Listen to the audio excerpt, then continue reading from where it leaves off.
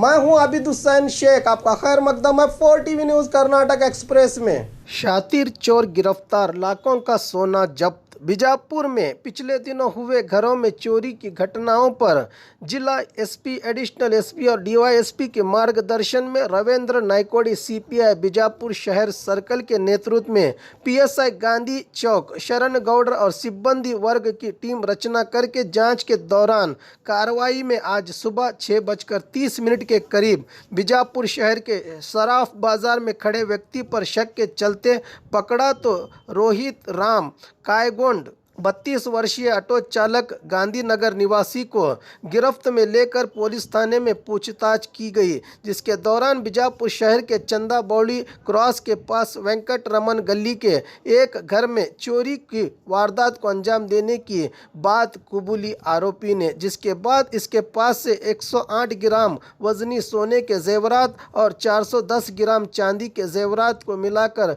कुल 3,24,900 कीमत का सामान जब्त किया गया है। इस चोरी की गुत्थी को सुलझाने में कामयाब पुलिस अधिकारी और सिब्बंदी वर्ग के कर्तव्य की सराहना करते हुए शाबाशी के साथ साथ बहुमान की घोषणा की बीजापुर जिला पुलिस वरिष्ठ अधिकारी अनुपम अग्रवाल ने।